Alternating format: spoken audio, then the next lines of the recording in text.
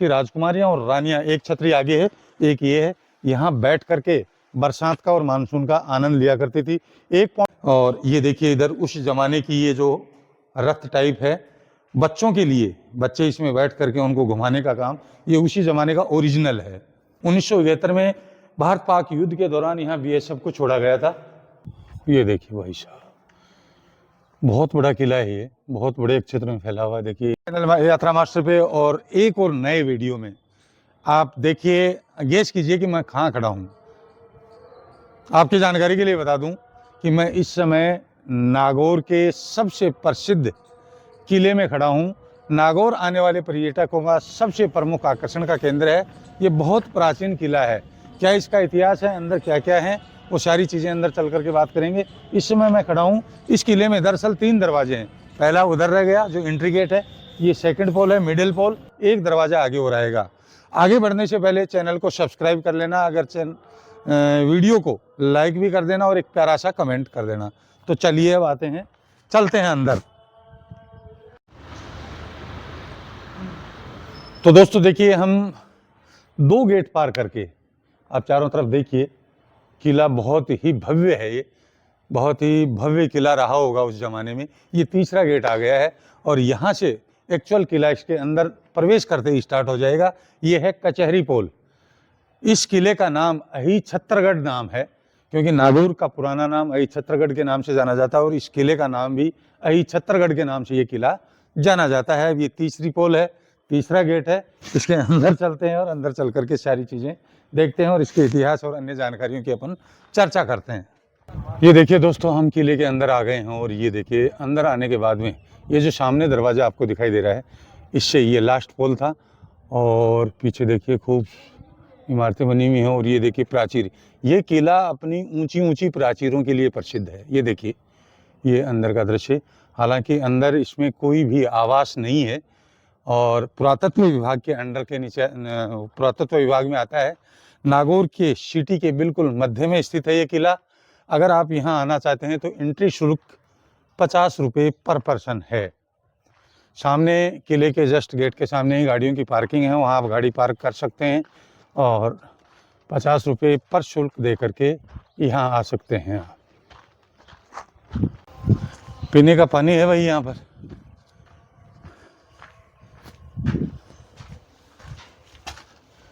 और ये बहुत बड़ा आता है भाई अंदर।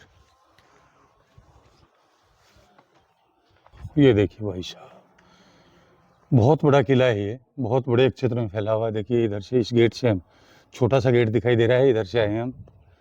और ये देखिए 12 दरियाँ बनी हुई हैं चारों तरफ। ये एक बहुत बड़ा मंच टाइप है यहाँ पर। यहाँ मेरे ख्याल से वो देखिए सामने देखिए, वो राजा का बैठने का था और यहाँ शायद ये नीचे प्रजा या दरबारी लोग बैठते होंगे। आ जाओ। हाडी रानी का महल है ये।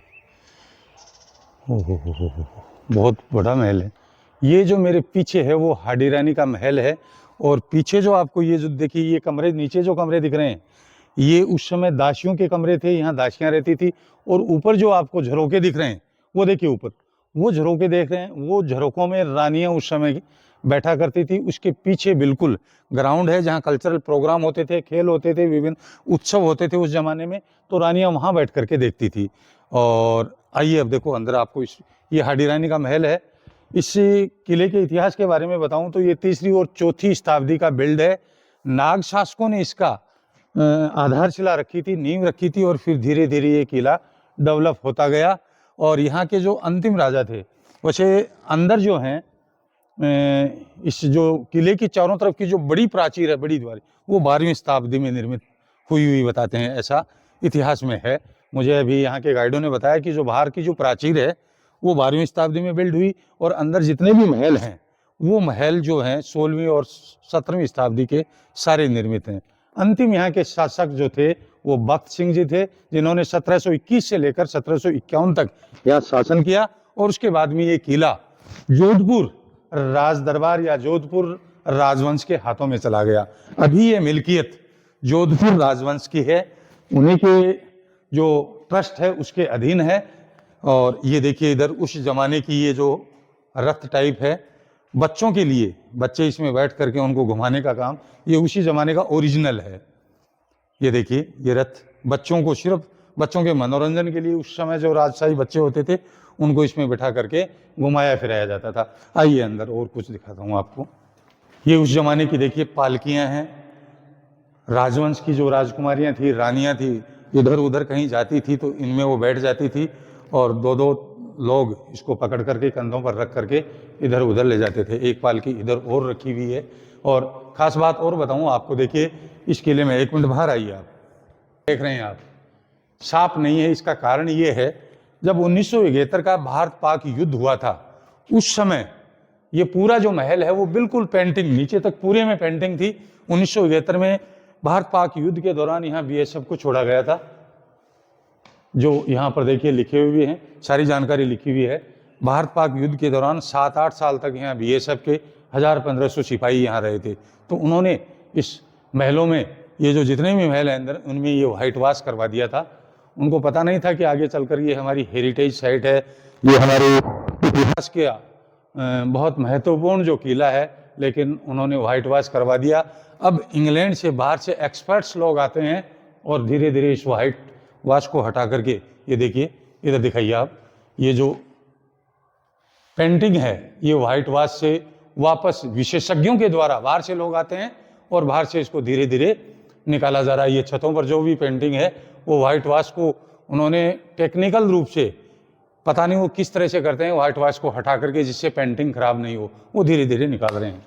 तो चलिए आ गए हैं किले के, और किला बहुत ही, जैसे जैसे हम किले में आगे बढ़ रहे हैं मेरी जिज्ञासा बढ़ती जा रही है। किला बहुत ही शानदार है।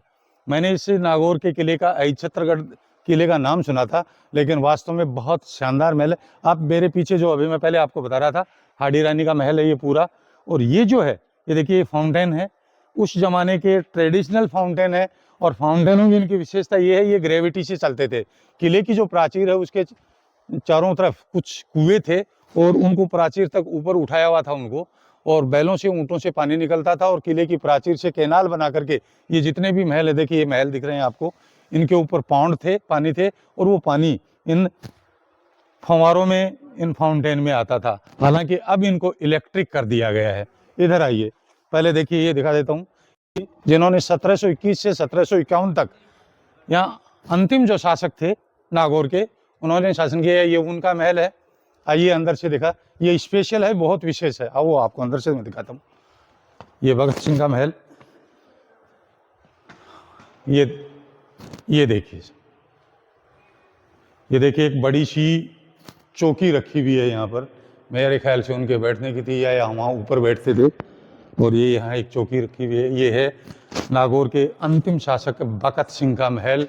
और 1751 के बाद में ये जो किला है, मैंने बताया आपको, ये जोधपुर राजवंश के हाथों में चला गया, अभी उन्हीं के आधिपत्य में है, उनके ट्रस्ट के अधीन है। आइए, ये इधर आप मेरे पीछे, ये है, ये उस जमाने का स्विमिंग पूल है, पौंड है बहुत बड़ा। ये सिर्फ लेडीज है, उस जमाने में रानियां इसमें इस स्विमिंग पूल का यूज करती थी, नहाती थी। ये जो आप छतरी देख रहे हैं, मानसून के समय जब बरसात होती थी, पुल लबालब रहते थे पानी से, उस समय यहाँ राजवंश की राजकुमारियां और रानियां, एक छतरी आगे है, एक ये है, यहाँ बैठ करके बरसात का और मानसून का आनंद लिया करती थी। एक पौंड और है आगे, उधर देखिए, छोटा पौंड है, वो चाइल्ड के लिए है। उस जमाने में राजवंश के जो बच्चे थे वो उस पौंड में, उस स्विमिंग पूल में नहाते थे, और ये रानियों के लिए।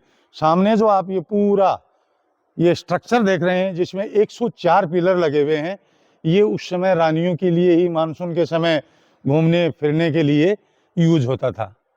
आइए अब थोड़ा सा अंदर से, उधर से और दिखाते हैं। उधर तो क्या होगा।